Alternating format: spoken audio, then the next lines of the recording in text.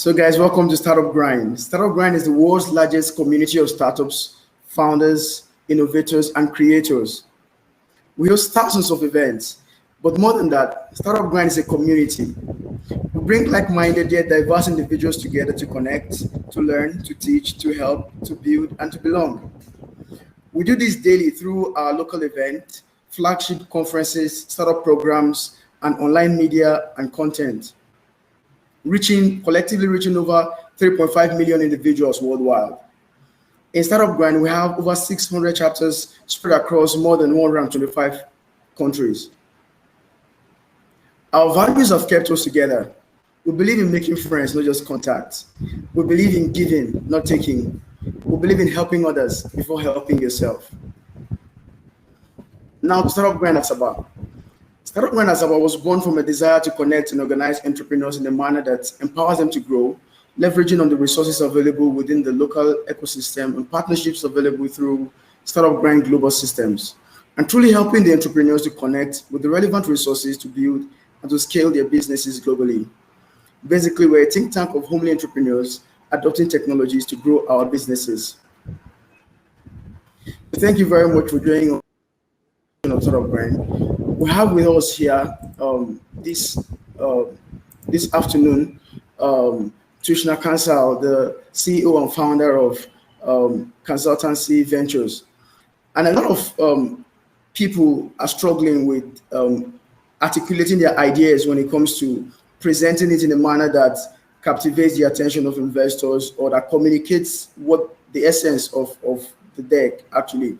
So today we'll be looking at that together, and Tushar will be taking us through a workshop that will teach us what exactly it is that is demanded from a pitch deck and how to properly structure it. So Tushar, once again, I'm delighted to welcome you here again, and thank you for joining us. Thank you, Daniel. Thank you so much. Thank you, everyone who are here. I would love to basically first explain why raising venture capital is important, and how should the founders approach raising funding from venture capital funds, and how to prepare the pitch deck. Myself, Tushar Kansal. Let me just share my screen. There's a small presentation I have prepared for you all.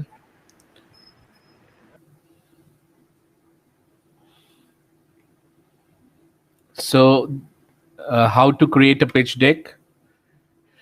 This is about me.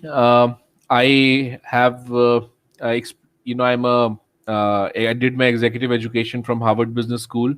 My experience in corporate life has been with the Big Four consulting, Deloitte and Touche, also India's largest venture capital fund. I was part of the team there, Brand Capital, and London Stock Exchange listed Russian company Systema's India unit. I headed the treasury there, raised almost $2.5 billion for the company, and then I was CFO of a company, logistics company, which is owned by the American PE fund Guggenheim Partners. I am also a venture advisor with Loyal VC, the INSEAD-led Canadian VC fund, having a core portfolio of over 160 investments in more than 35 countries. I am also a partner with GSD Venture Studios, which is a Silicon Valley-based venture builder. Okay, I appear regularly on CNN News 18, Venture Capital TV, Business World, Business Economy, Curious, and Digital Market Asia. Now, why the importance of venture capital? Uh, see, we the globally the tax rates, if you invest money and then you exit your investment, so you pay a tax on that. It is called capital gains tax. And if you are doing a job, earning a salary, then you have to pay tax on that. It is called income tax. And globally, the tax on income, the income tax, is very high. It is 30% in India. It is 40% in the US. It is 45% in UK. And but if you look at the capital gains tax, which is the tax which is levied if you exit an investment, The capital gains tax is zero in the US, 10% in Singapore, 20% in India. So, globally, those who are investing and making money are paying less tax, and those who are doing a job are paying more tax. This particular system has come into play because all the economies, they want that the rich people of the world who make money by investing their money, they should stay in their countries. So the US wants to attract richest people and does not want them to leave. So that is why it has kept capital gains tax as zero. There is a report which came out recently, which calculated the tax which the top 500 people, the Forbes 500 people, have paid over the last 25 years. And you will be surprised to know Warren Buffett, one of the richest, hasn't paid a single dollar of tax in the last 25 years. Jeff Bezos, the richest man on the planet, does not pay any tax. Uh, we have Elon Musk, does not pay any tax. But people who are doing a job, they are earning their income by salary, they pay through their nose. So it makes sense to earn your money by investing the money. And this investment can be across various asset classes. So we have stock markets, we have commodities, we have oil, we have gold, we have forex. Like, you can bet on different currencies and their value. And nowadays we have cryptocurrencies. So cryptocurrency is basically a punt. It does not have any inherent value, because in spite of being called a currency, it can't be used anywhere. So it is just a number on the screen on which you bet. And that is the new asset class which has come in the market. Now, venture capital is important because there is a survey which was conducted by Credit Suisse. It said it calculated the returns generated by different asset classes, whether it is across stock markets or commodities and so on. And it found out that venture capital over a long 10-year period, generates the best returns out of any asset class. So every venture capitalist has a portfolio approach. The approach is that they are investing in the riskiest asset, which is a startup. And because it's the riskiest asset, that is why they have a portfolio approach. They invest in 10 companies. They already know that 7 out of the 10 will close. They know that out of the 3 left, 1 will be average, and there will be 2 out of the 10. One of them might be a unicorn. It might go and become 500 times. The investment can become 200 times, and so on. So that is how the portfolio approach pans out. And so if you want to approach these investors, if you have your own startup, my suggestion to you is, first, have a good internet presence. If somebody Googles your name or your startup's name, the first 10 and 20 results should give the investor a fairly good idea about what your passion is, what you want to do in life, and why are you building this startup. And for that, you need to be passionate. You need to write blogs, maybe on medium.com, and you need to create videos, you need to create articles. And that is a very hygiene factor, having a good Google presence. Then the second part is that have a very good LinkedIn profile. And the third part is have a very good website. These are the bare minimum things which you should have if you want to attract venture capital. Now, what is a pitch deck? So basically, there are 3 documents which we use to tell the investors what we are doing and the money we want to raise. The first is pitch deck. Pitch deck, in my opinion, the best pitch deck is not more than 15 slides. The areas which it should cover in the slides, I will explain to you just now. The other thing is financial model. So you should have projections for the next 5 years as to the revenue you will do in the next 5 years, the operating profit you will do, and when will you break even, uh, and what will be the return on investment across these 5 years if the investor were to put his money. Then the third thing is valuation. You need to value your business, and you need to put out that valuation in front of the investor. And the valuation can be done in many ways. There is market multiples, transaction multiples, net asset value, and then there is a discounted cash flow.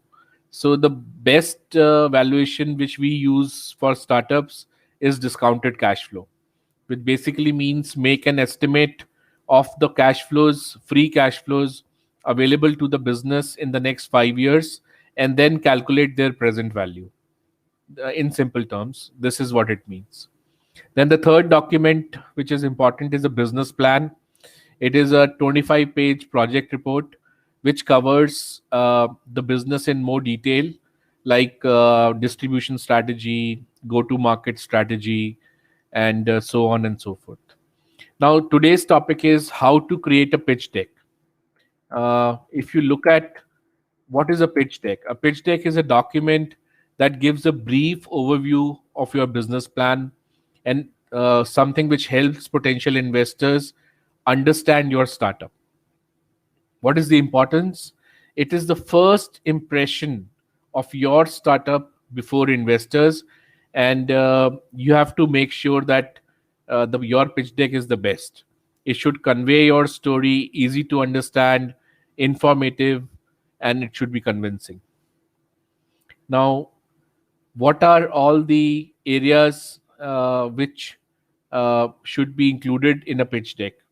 I will explain all these to you one by one, but just to name them all, first is the problem statement which you are solving. What is the problem which the customer is facing, which you are solving. Second, your solution. Your solution can be a tech solution, it can be a non-tech solution. Third is the team behind. Fourth is market size and opportunity. Fifth is product, as in whether it's a platform, it's a tech platform, or it's a manufacturing product, or it's a service. So essentially, the product. Sixth is business model, as in how will you earn from the product. And seventh is traction, which means what is your current earning, what is the revenue you are doing right now. Ninth is competitor analysis. Who is your competition? Uh, this is important because many times the investor is not able uh, to understand what you are creating. So if you name your competitors, it becomes easier for him to identify your business plan. And then if you are giving the competitors all name, then you should give the competitive advantages also. Your competitive advantage, how you are different from the competition, and how you are better than the competition. Then financial projections. Basically, a lot of people ask me whether they should make financial projections for 3 years or 5 years or 8 years. Uh, in my opinion, 3 years is a bit too less, because once the investment happens and the investment is going on in the business, then for the initial 2 years, there might be losses in the company.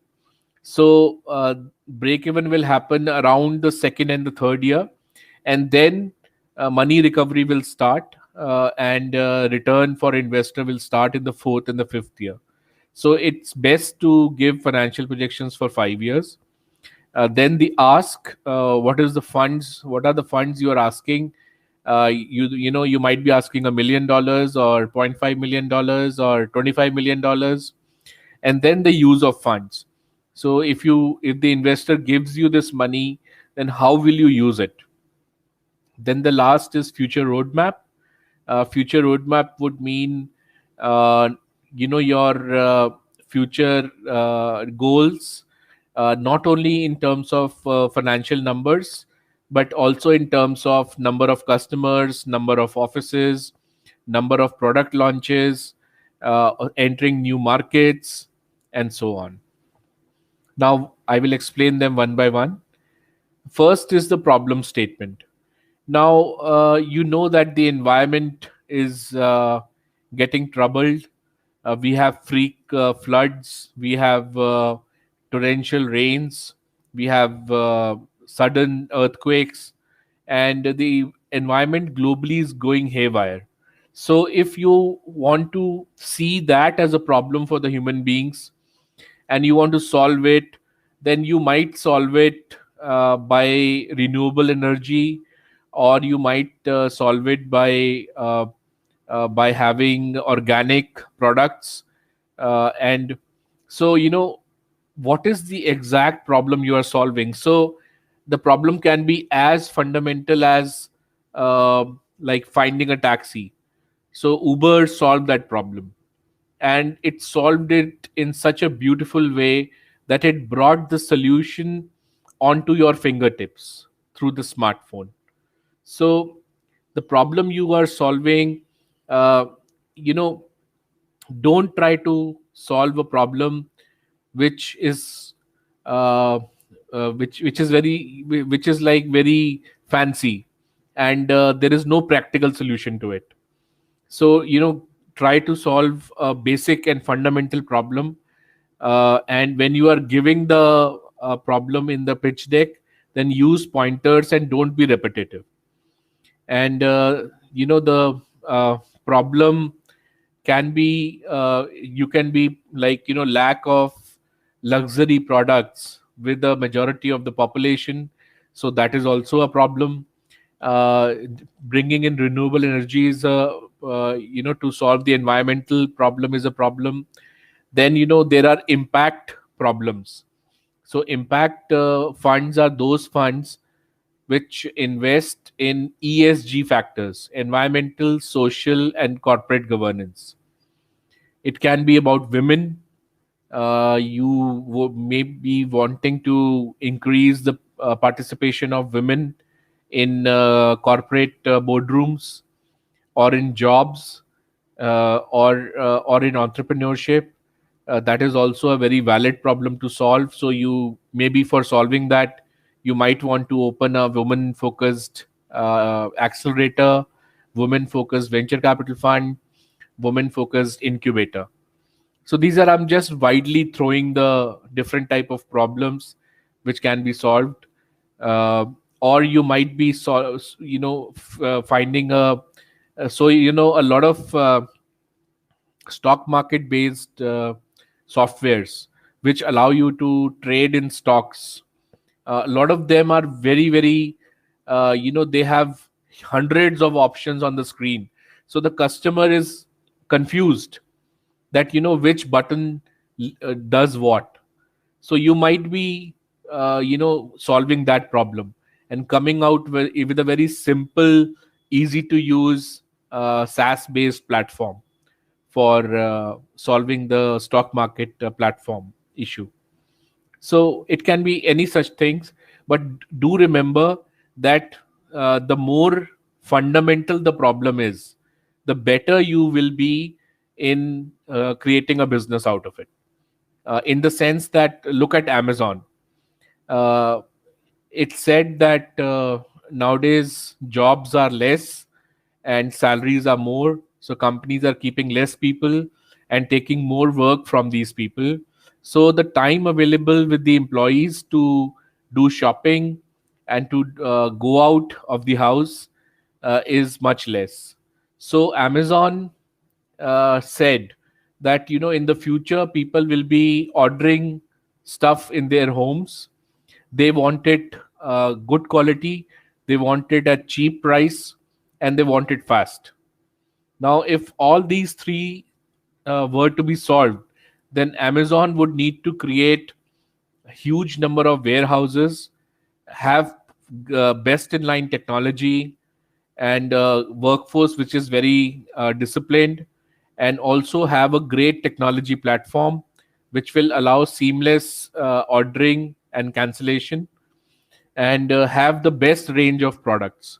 So this is what the problem Amazon has been solving, and it has solved in a great way. Now, coming to the solution has to be clean, crisp, and varied. So, in the sense that your solution can't be something which is impractical.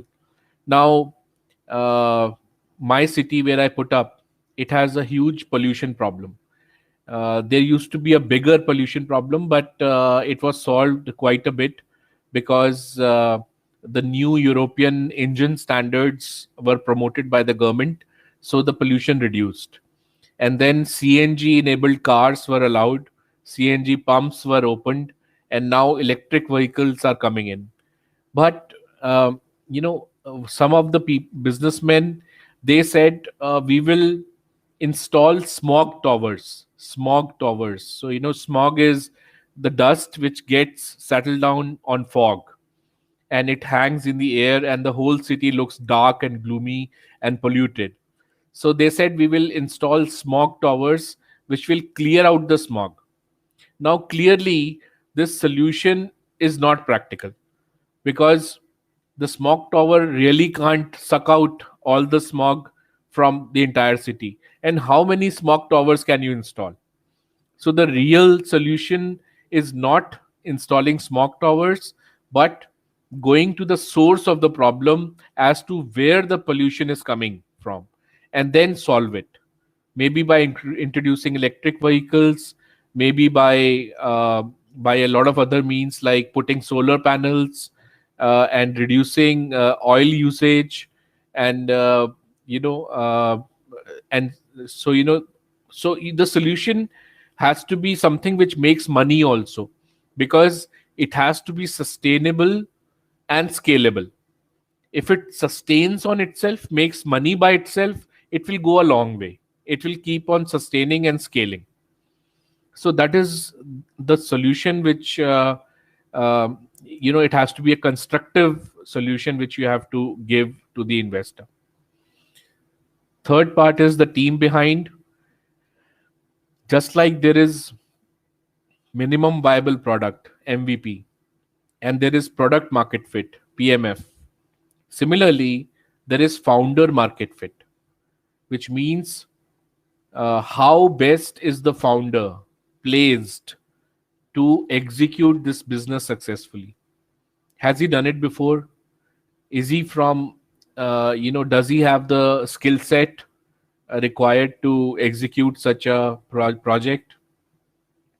Does he have enough experience in the sector?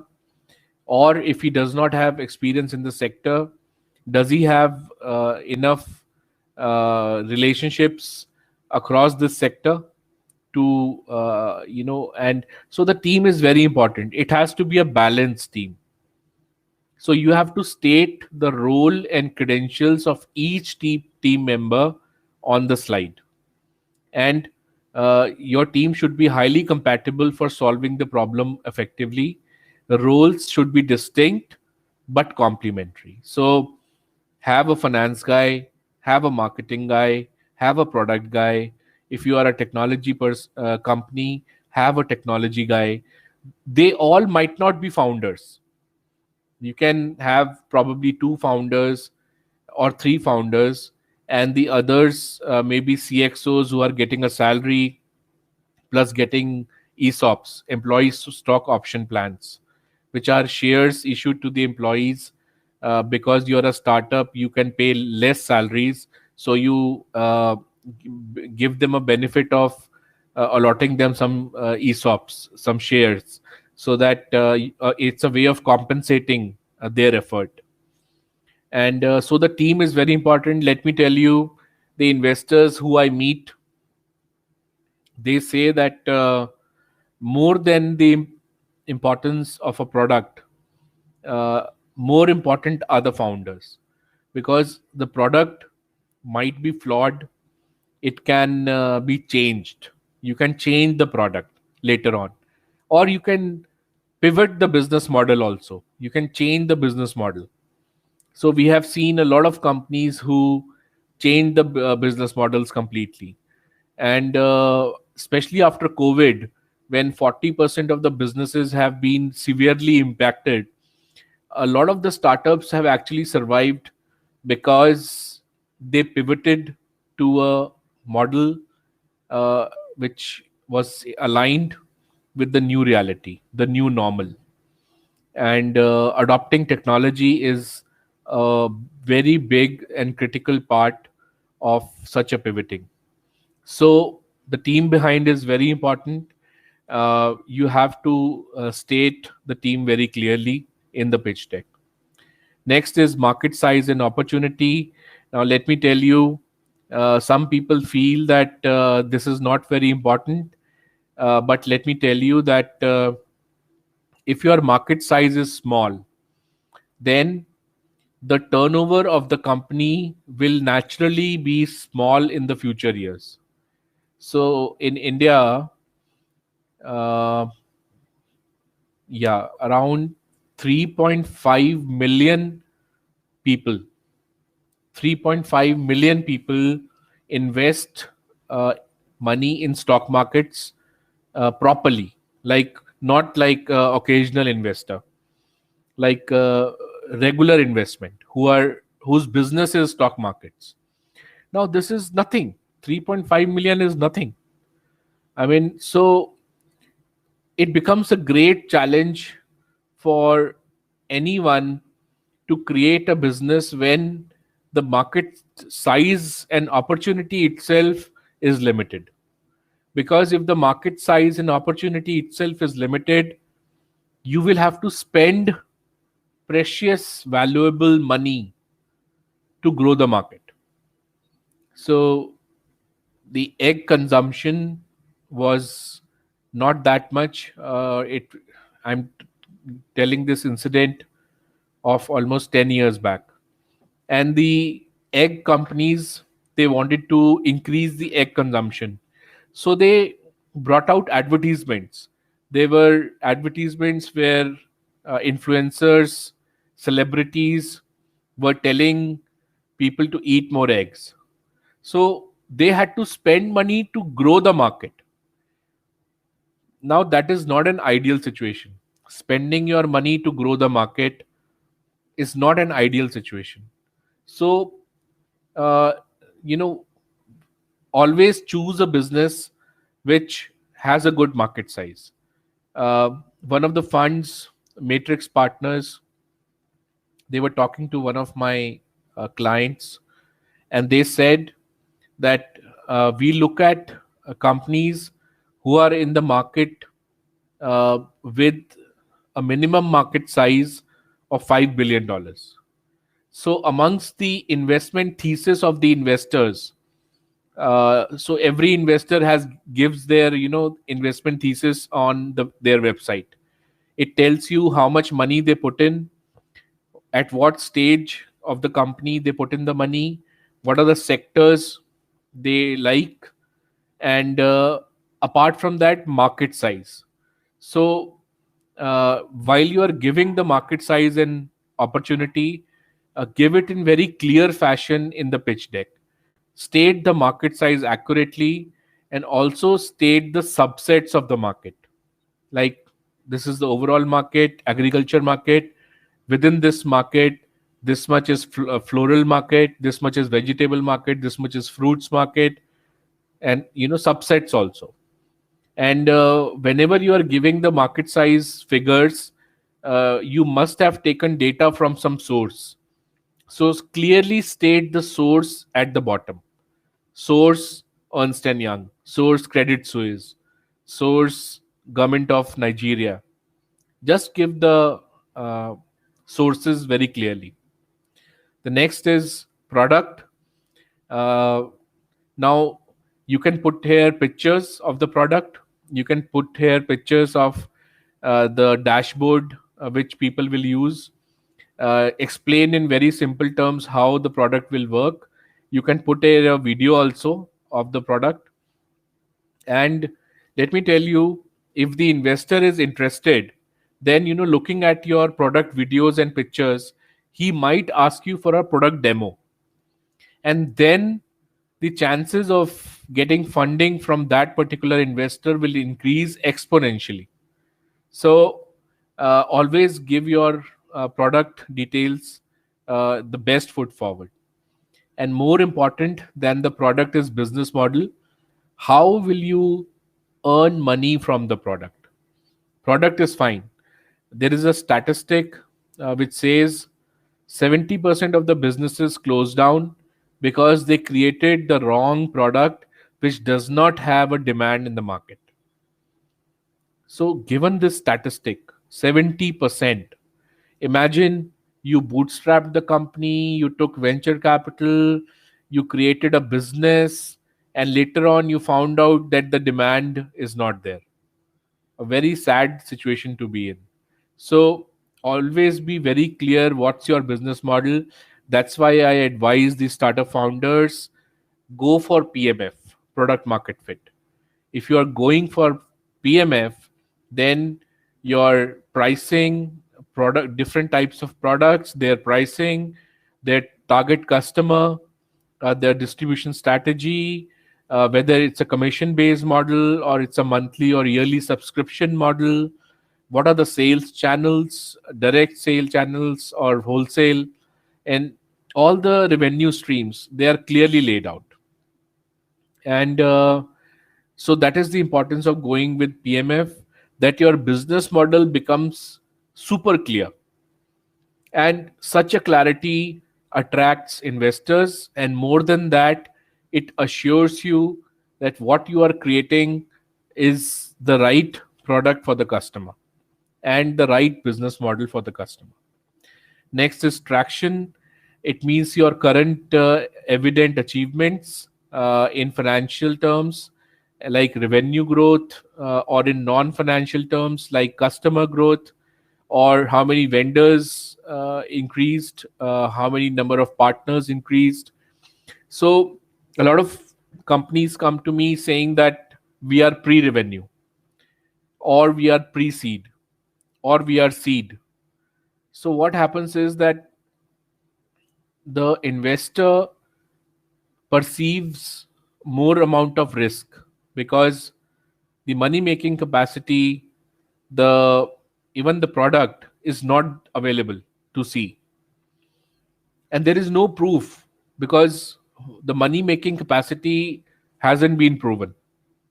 So if you have traction, if you have revenue, even if a small revenue like 10,000 US dollars or 50,000 or 100,000, it goes a long way for the investor because he has validation, and the credentials of your business get proven.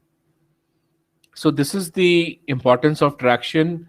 I see traction as one of the most critical things in a pitch deck because it increases the weight of the pitch deck, the seriousness of the pitch deck. And in case you have a 50,000 turnover, the valuations which you can get are really amazing. You can get, if you are 100,000 turnover, 50,000 turnover, you can get a valuation of more than $1 million, which is quite a bit for the first round.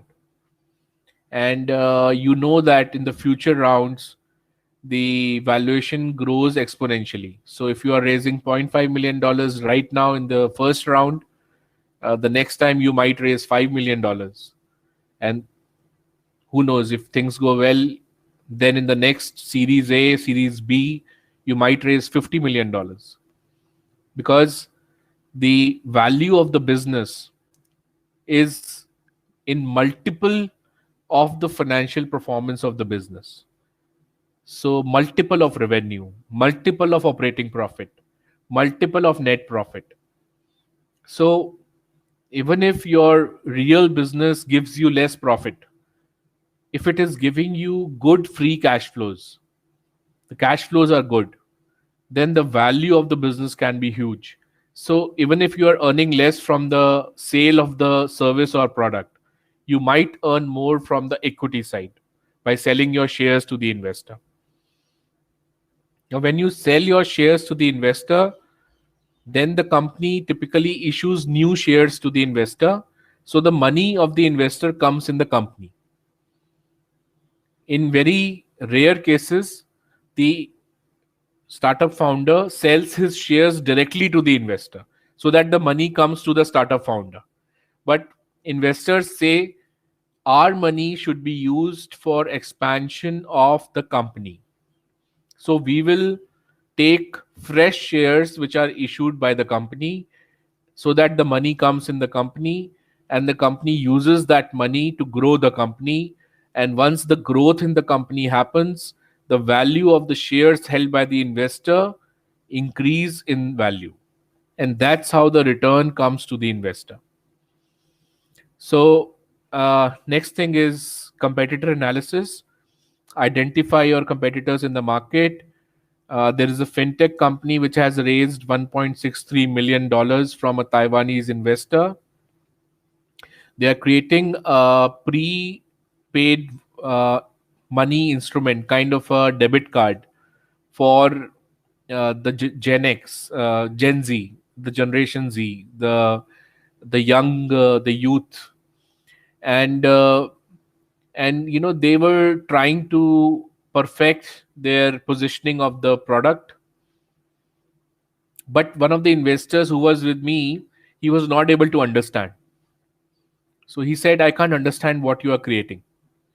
And after quite some time, around 15 minutes, the founder who was my client, he started naming foreign companies in Europe and US who have such a kind of Gen Z product. And that's how the investor finally understood. So you have to identify your competitors so that your business model can be easily explained.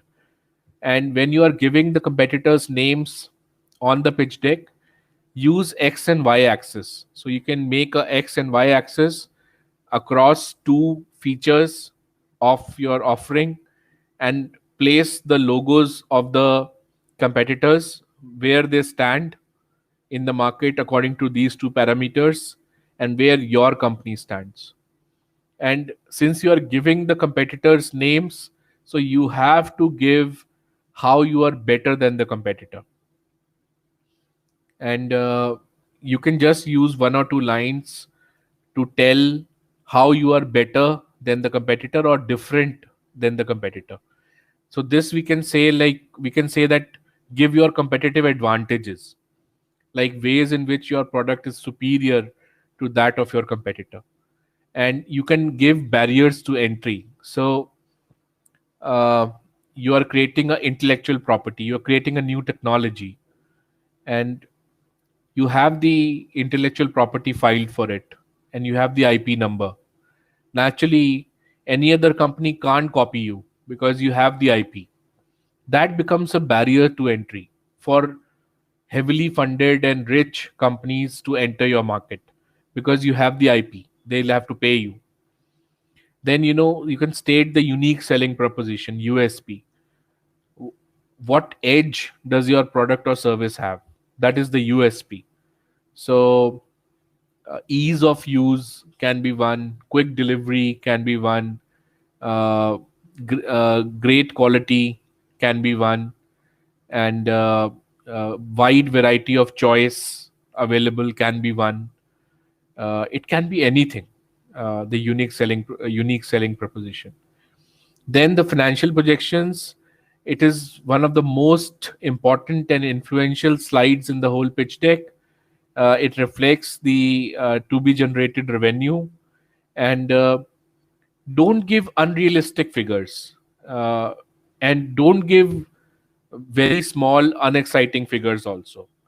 Give figures which look realistic. So, if you have a $50,000 kind of turnover right now, so naturally, if you're getting $0.5 million from the investor, you can increase your turnover maybe from $50,000 to $500,000, or maybe $1 million, or maybe $2 million. But if you try and say that after getting $0.5 million, my financial projection will be like a Nike swoosh, the Nike tick, the swoosh. It will go exponential. So can you say that after getting $0.5 million, your turnover will become from $50,000 to $50 million? Over a long period, it can become in the third to in the fourth year or the fifth year, but it can't become in 1 year. So be realistic. The investor will take you more seriously if your figures are well worked out and they make sense, and you are able to give proper justification in the financial model on those figures. The next is the ask. The ask is the amount you are expecting from the investor. It You can give it in local currency, and you can also give it in US dollars, and also give the investment history, that how much funds you have already bootstrapped, and how much funds you have already raised from external investors. And the best way to calculate the ask is by calculating the cash burn of the business for the next 12 to 18 months. The best is 18 months. So the next 18 months, what is the cash burn which will happen in your business? Ask for that money from the investor.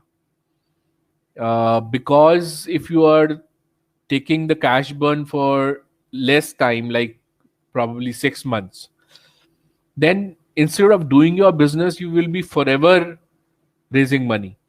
So is your main job to do business, put your efforts on the business, or is it to raise money all the time? So that's why the investors like, if you give the figure for a cash burn of 18 months, or minimum 12 months. And then the use of funds, you have to state what percentage of the funds will be granted to which department. If you are a consumer company, you might want to give a huge percentage to marketing. Once the product is matured and it's a consumer product, so the fixed cost is there. If you increase the revenue, the fixed cost does not increase that much. The variable cost might increase.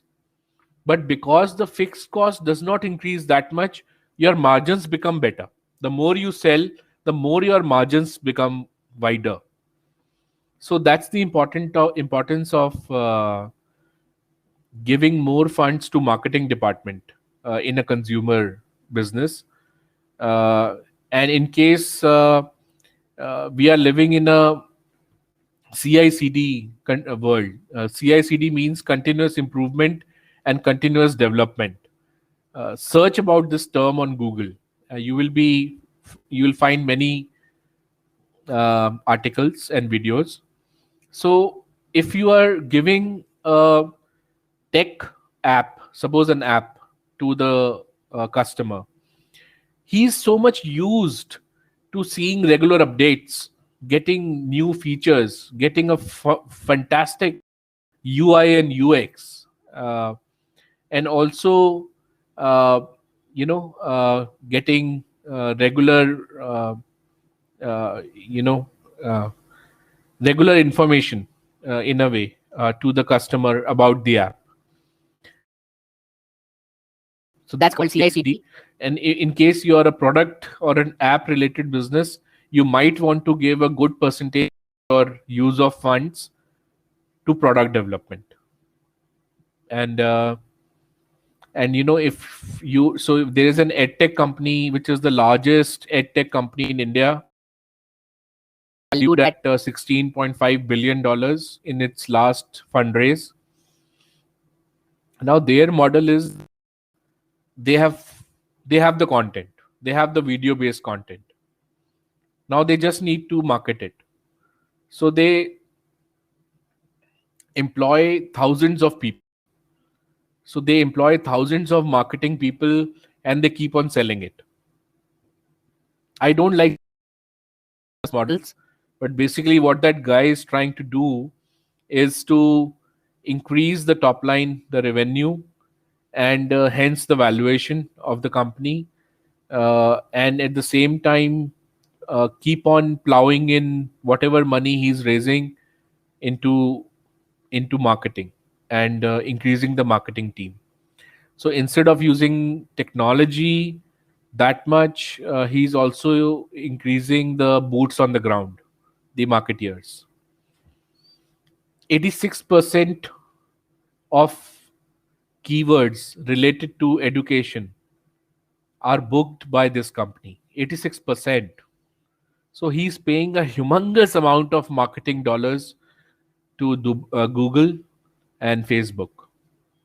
Again, a strategy which I don't like, because any fool can do that. He can just give mindless blind money to Google and Facebook.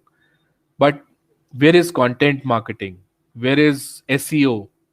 Where is using growth hacks, using intelligent marketing? uh, so that is what you can do in the use of funds. And if required, you can give a brief explanation on each operation. Next is future roadmap. It reflects the desired goals to be achieved once you're allocated the funds. You have to state the steps your business will take in order to achieve these goals, and state the timeline. So I give you an example. Suppose step one, platform launch, app launch. Step two, teacher model introduction. Step 3, expansion in Delhi and Mumbai. Step 4, content production begins. Step 5, user acquisition. 20,000 in 8 months. So, across different parameters, you are giving a roadmap. So, you have to give it quite nicely. You can give it, instead of these steps which I have given here, you can give the dates also. So that is okay. So this is about how to create a pitch deck. The video of this recording, Daniel will give it to me, and he'll also put up, I think, in some YouTube, Startup Grind YouTube, or the website, Startup Grind website. So you can refer to this video. And for reaching out to me, I'm available on my email, tk@consultancy.com. I'm also available largely on LinkedIn. You search my name, Tushar Kansal, and this is my mobile and WhatsApp as well. So thank you. Thanks a lot. Open to hearing questions from you and answering them. I will stop share my screen now. Thank you. Thanks all of you. Wonderful. Thank you so much, Tushar. Thank you. It's an amazing experience. You just exposed everything and brought us into the depth. And I really wanted to just expand on some of the things that you said. And one of the things that caught my attention is that the more fundamental the problem is that you're trying to solve, the better market access you have, or the more the market you have, really. So I do think that the deck really is your communicating your understanding of your own business yourself to the investor in such a way that it's plain to him what you are doing and what you need to get to where. So thank you so much for Thank that. you. Really. If you have any questions, I can see some questions on the chat. So Tushar's LinkedIn is already in the chat. You can connect with him there, and then Welcome. take it on from there. Really. Okay. So someone is asking how to get traction for bootstrapped early stage B2B SaaS with a prototype. I don't really know if that will be your purview to actually throw more light on this, given your experience in the field. Really, how does one get traction for an early stage B2B SaaS with a prototype already? I think we'll need more information from Dependu, really. Yeah, What I would mean, if you could share the pitch deck with me on LinkedIn, I can set up a call with you, Dipendu, and we can take it forward from there. Okay, I think that's fantastic too. Yeah. Yeah, please share your pitch deck. Thank you. Thanks a lot. And that will be better. All right. Uh, so, SaaS has been very, very in the forefront since almost 10 years now. And and SaaS has been doing well across sectors. And let me analyze your pitch deck and then come back to you. Thank you, Dipendu. Oh, great. That's wonderful. All right. So, thank you so much for the in-depth knowledge you've shared with us today. And I'm sure that as many as will be looking at this content will have so much value to get from it. Because again, understanding how to really present your business in the accurate manner that highlights your high points and then be able to communicate authentically what you're doing is really what the big day should be about. And thank you for giving us that steps today and Thank taking you. us through. Thank you, Daniel. Thank you, Alway. Thank you, Joni. Thank you, Dipendu. Thanks of everyone who turned up. And look forward to discussing with you on LinkedIn. And if you need my help any day, just reach me out on LinkedIn. Thank you so much, Sure. Nigeria. Thank you so much, Daniel. Have a good day. Stay safe. Stay well. And let me know in case you want more such classes. I'll be available. No worries on that count. Thank Thanks, you. Thank Daniel. you. I hope to bring you back again very soon. Thank you. Sure. Thanks. Bye. All right. Bye.